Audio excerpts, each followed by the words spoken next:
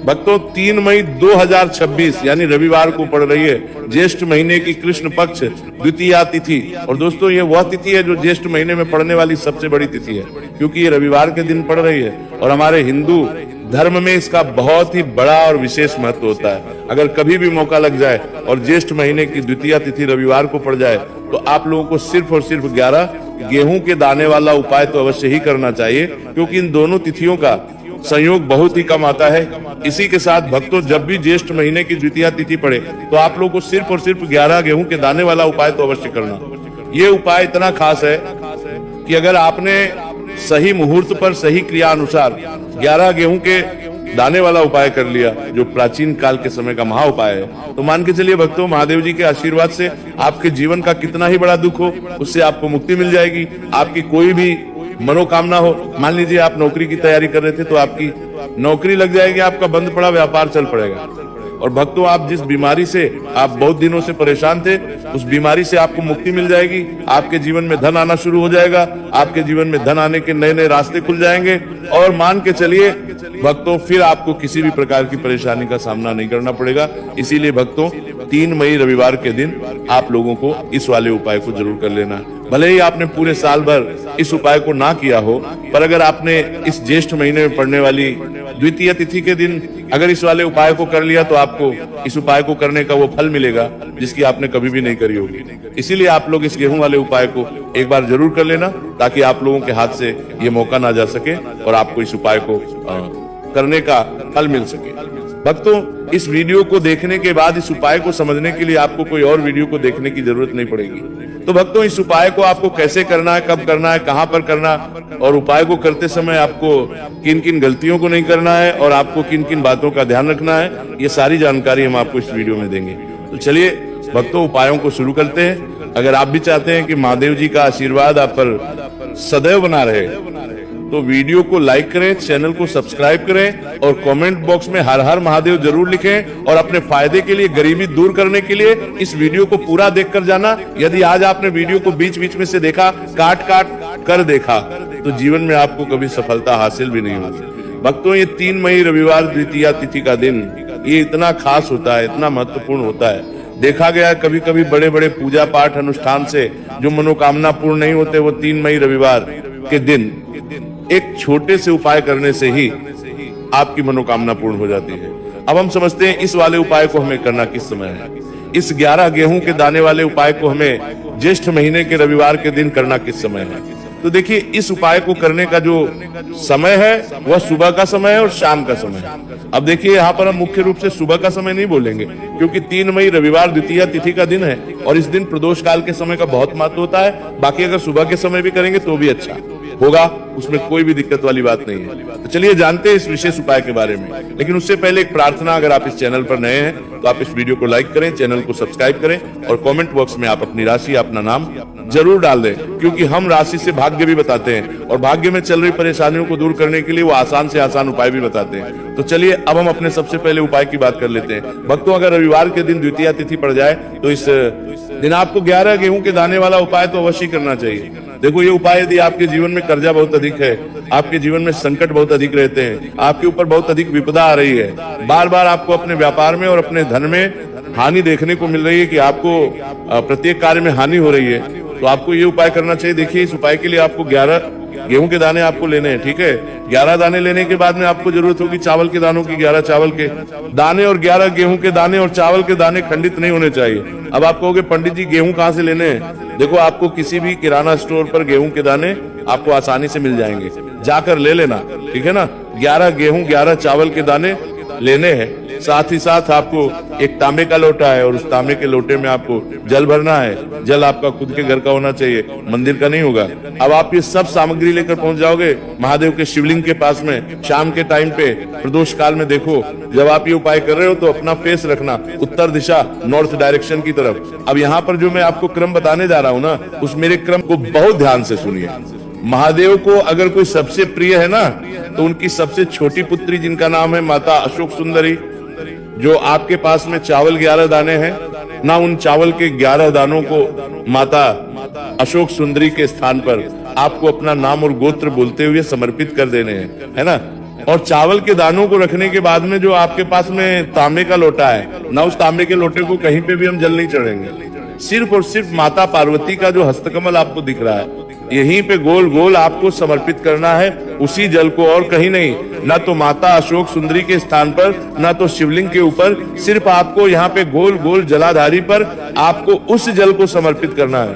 अब आपके पास में बचे हुए हैं 11 गेहूं के दाने और बचे हैं। उन्हीं 11 गेहूं के दाने को आपको अपनी मनोकामना, अपने विशेष कहते हुए महादेव के शिवलिंग के ऊपर अगर आप द्वितीया तिथि के दिन प्रदोष काल में समर्पित कर देते हैं तो आपकी जो भी मनोकामनाएं होंगी, जो भी विश होंगी, महादेव पूरी जरूर करते हैं। अन्न को समर्पण करने से, उस खासकर गेहूं को समर्पण करने से हमारी इच्छाएं पूरी होती हैं। और अगर वह दिन रविवार द्वितीया तिथि का दिन हो, तब तो इससे सुंदर संयोग कुछ भी नहीं हो सकता।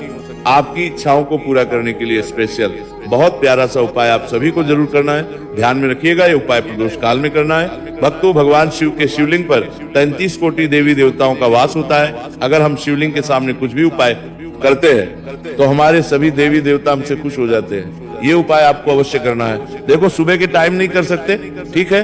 अब बात करते हैं अगले उपाय की। देखो, इस उपाय के लिए आपको लेना है एक गोल बाती का दीपक। आप चाहे तो मिट्टी का ले सकते हैं या फिर घर से शुद्ध आटा मढ़कर उसका दीपक आप तैयार कर सकते हैं। इसके बाद आपको लेना है शुद्ध गाय का घी। अगर वो नहीं है तो कोई भी देसी घी इस्तेमाल कर सकते हैं, जिससे आपको दीपक प्रज्वलित करना है। देखो, अब ये सब सामग्री लेकर आपको जाना है प्रदोष काल में आपके घर पर तुलसी जी के घेरे के पास में। देखो, ये उपाय तो आपको अवश्य करना है। देखो, वहां पहुंचकर सबसे पहले वो दीपक आपको प्रज्वलित कर देना है और का 11 बार जाप करना है। उसके बाद आपको अपने सीधे हाथ में थोड़ी हल्दी लेकर उस दीपक में अपना नाम और गोत्र बोलते हुए डाल देना है। उसके बाद माता लक्ष्मी से आपको प्रार्थना करना है कि हे महालक्ष्मी, हमारी सभी दुख तकलीफों को दूर करो। हे महादेव, हमारे सब दुख कष्टों को खत्म करो। इस भावना से आपको ये उपाय करना है। चलिए अब बात कर लेते हैं दूसरे उपाय की। भक्तों, आप सभी जानते हैं कि रविवार द्वितीया तिथि का दिन समर्पित होता है भगवान महादेव को, या कि माता पार्वती को द्वितीया तिथि का दिन समर्पित होता है। और जब भी हम शिवलिंग के ऊपर कोई भी उपाय करते हैं तो इससे हमें एक साथ भगवान महादेव की और माता पार्वती की कृपा प्राप्त हो जाती है। देखिए भक्तों, रविवार के दिन किया जाने वाला यह सबसे खास और सर्वश्रेष्ठ उपाय है। 7 चने की दाल लेनी है। देखिए, आप 7 चने की दाल भी ले सकते हैं या फिर 11 भी ले सकते हैं, 21 या फिर 108 चने की दाल ले सकते हैं। यदि आप 21 चने की दाल लेते हैं तो यह आपके उपाय के लिए अत्यधिक सर्वोत्तम होता है। तो इस प्रकार से आप कम से कम 7 चने की दाल ले सकते हैं और अधिक से अधिक आप 108 चने की दाल ले सकते हैं। अब देखिए, इसी के साथ में आपको मात्र 1 लोटा शुद्ध जल लेना होगा तांबे के पात्र के अंदर अपने ही घर से, और साथ ही में आपको मात्र 1 से 2 घू के टुकड़े भी लेने हैं। देखिए, रविवार द्वितीया तिथि का दिन भगवान महादेव को होता है। आपको ये जो सारी सामग्रियां हैं इन्हें लेकर के पहुंच जाना है भगवान शिव के मंदिर में। इस उपाय को आप सुबह से लेकर के शाम तक किसी भी समय में कर सकते हैं, लेकिन यदि आप शाम के समय इस उपाय को करते हैं तो ये उपाय आपके लिए और अधिक सर्वोत्तम होता है। तो यदि आपको प्रदोष काल के समय में मिल जाता है तो फिर आप प्रदोष काल में भी कर सकते हैं, या फिर आप पूरे ही दिन में किसी भी समय इस उपाय को कर सकते हैं। शिव मंदिर पहुंचने के बाद सबसे पहले तो आपको दक्षिण दिशा में बैठ जाना है। उत्तर दिशा की तरफ आपको अपना मुख कर लेना है। लेकिन यदि शिवालय में भीड़ है, शिव मंदिर में भीड़ है, तो फिर आप किसी भी दिशा में बैठकर इस उपाय को कर सकते हैं। तो देखिए, सबसे पहले आपके पास जो गुड़ के टुकड़े हैं, जो आप गुड़ के टुकड़े लेकर के आए थे, उन्हें आपको शिवलिंग के सामने ही जो आपके पास एक लोटा जल है, उस पात्र में आपको ये गुड़ के टुकड़े डाल देना है। इसी के साथ में आप जो चने की दाल लेकर के थे, चाहे आप 7 चने की दाल लेकर के आए, 11-21 जितने भी आप चने की दाल लेकर के आए हैं, इस चने की दाल के ऊपर आपको जो आपके पास गुड़ वाला जल आपने तैयार किया है, इसमें से थोड़ा सा जल आपको इस चने की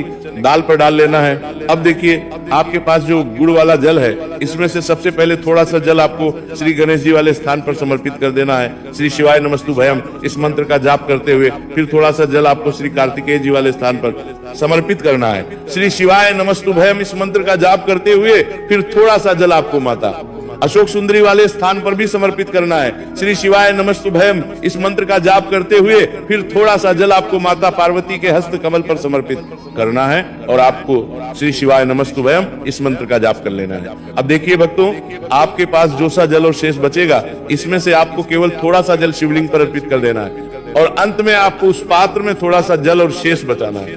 पूरा जल आपको शिवलिंग पर अर्पित नहीं करना है, अंत में आपको थोड़ा सा जल और शेष बचाना है। अब देखिए, आप जितनी भी चने की दाल लेकर के आए हैं, अगर आप 7 चने की दाल लेकर के आए हैं तो आपको 7 बार श्री शिवाय नमस्तुभयम इस मंत्र का स्मरण कर लें यदि 11 चने की दाल लेकर के आए हैं तो फिर आपको 11 बार इस मंत्र का जाप करना है।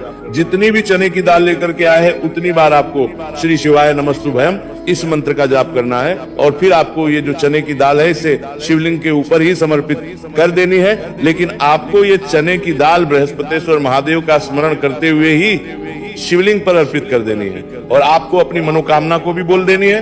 आप जो भी मनोकामना है, चाहे वो धन प्राप्ति को लेकर हो, नौकरी से संबंधित हो, विवाह से संबंधित हो, या फिर आपके मकान जमीन जायदाद से संबंधित हो, चाहे ग्राहकलेस से संबंधित हो, या फिर किसी भी प्रकार की जो मनोकामना है उसे आपको बृहस्पतिश्वर महादेव से परिपूर्ण करने की प्रार्थना कर लेनी है। और इसके बाद आपके पास जो पात्र के अंदर थोड़ा सा से जल और बचा हुआ था, इसे भी आपको धीरे धीरे भगवान शिव की पर ही अर्पित कर देना होगा।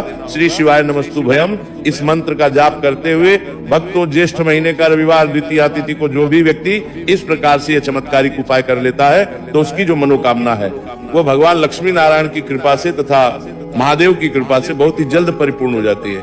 बात करते हैं अगले उपाय की। देखो, इस उपाय के लिए आपको मात्र 2 लौंग लेनी होगी, या कि आपको लौंग का जोड़ा लेना है। 2 फूल वाली आपको लौंग लेनी है। लौंग का जोड़ा कहीं से भी खंडित नहीं होना चाहिए, इस बात का ध्यान रखें। इसी के साथ में आपको लेना होगा लाल चंदन का पाउडर। देखिए, यदि आपके पास लाल चंदन की लकड़ी है तो उसे घिसकर भी आप चंदन के रूप में प्रयोग कर सकते हैं। यदि पाउडर है तो उसका भी आप अपने उपाय के लिए प्रयोग कर सकते हैं। देखिए, चंदन जो है वो तेज का प्रतीक माना गया है और साथ ही साथ जीवन के अंधकार को दूर करने का प्रतीक माना गया है। अब इसी के साथ में आपको मात्र एक तांबे के पात्र के अंदर शुद्ध जल लेना होगा अपने घर से। अब भक्तों, ये तीनों सामग्री लेकर के सीधे आपको पहुंच जाना होगा भगवान शिव के मंदिर में। देखिए, इसी के साथ में आपको एक गोलबाती का दीपक भी लेना होगा। दीपक आप मिट्टी का भी ले सकते हैं, शुद्ध आटा मढ़कर उसका भी तैयार कर सकते हैं, और दीपक में आप शुद्ध घी का प्रयोग करना है। लेकिन जैसे ही आप इन सभी सामग्रियों को मंदिर में लेकर के पहुंचेंगे, मंदिर में जैसे ही आप चौखट के वहां पर पहुंचेंगे तो मंदिर की चौखट के सीधे तरफ आप जो अपने साथ एक गोलबाती का दीपक लेकर के आए हैं उसे आपको सबसे पहले तो प्रज्वलित कर देना है। यानी कि जैसे ही आप मंदिर की चौखट के वहां पर प्रवेश करते हैं तो उसके सीधे तरफ आपको ये गोलबाती का दीपक प्रज्वलित कर देना है। अब देखिए, जैसे ही ये दीपक प्रज्वलित करेंगे तो आपकी जो भी मनोकामना है उससे आपको बोल देना है। आप इस दीपक को इस प्रकार से प्रज्वलित करने के बाद इन सभी सामग्रियों को शिवलिंग के पास में लेकर पहुंच जाना है। अब देखिए भक्तों, आपके पास जो एक तांबे के पात्र के अंदर शुद्ध जल है उसमें से आपको केवल आधा लोटा जल ही भगवान शिव के शिवलिंग पर अर्पित करना है। आधा लोटा जल आपको उसी पत्र के अंदर बचा लेना है। अब भक्तों पास जो 2 लौंग है यानी कि लौंग का जोड़ा है, उससे आपको अपना नाम और अपने गोत्र को बोलते हुए आपकी जो भी समस्या चल रही है, आपके जीवन में जो भी परेशानी उत्पन्न हो रही है, उन्हें आपको बोल देना है। और ये जो लौंग का जोड़ा है इसे आपको भगवान शिव के शिवलिंग पर अर्पित कर देना है। जैसे आप ये 2 लौंग शिवलिंग पर चढ़ाएंगे तो अपना हाथ जो है वहां पर आपको रखना है और महादेव से आपको करनी है कि मेरे जीवन की ये जो परेशानियां हैं ये सभी दूर हो जाए।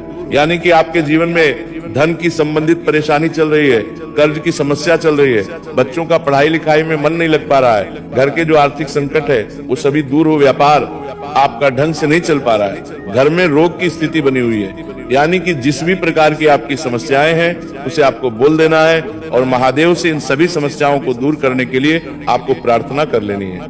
अब देखिए भक्तों, आपने जो 2 लौंग शिवलिंग पर समर्पित की थी उससे आपको वहां से उठा लेना है और इन दोनों लौंग को आपको शिवलिंग से उठा करके सीधे उससे जल के पात्र के अंदर डाल देना है। यानी कि अपने आधा लोटा जल और बचाया हुआ था उसी के अंदर आपको ये 2 लौंग डाल देनी है। और साथ में आप जो लाल चंदन ले आए थे उस लाल चंदन को भी आपको उसी पात्र के अंदर डाल देना है। यानी कि आधा लोटा जल और बचा हुआ है तो उसी आधे लोटे जल के अंदर आपको ये लाल चंदन भी डाल देना है। अब देखिए, इस आधे लोटे जल में है जिसमें अपने 2 लौंग डाली है, लाल चंदन डाला है, उसे सीधे लेकर के आपको पहुंचना है बेलपत्र के वृक्ष के वहां पर। देखिए, बेलपत्र का वृक्ष यदि आपके घर पर है तो वहां पर आपको आ जाना है। आपके घर के पास कहीं भी है तो वहां पर आपको पहुंच जाना है और उसके बाद आपका जो मुख है वह दिशा की ओर होना चाहिए और उसके बाद आपको अपना नाम और अपने गोत्र को बोलना है और पुनः अपने जो भी परेशानियां शिवलिंग के पास में बोली थी उन्हें आपको वापस से बेलपत्र के वहां पर भी बोल देनी है।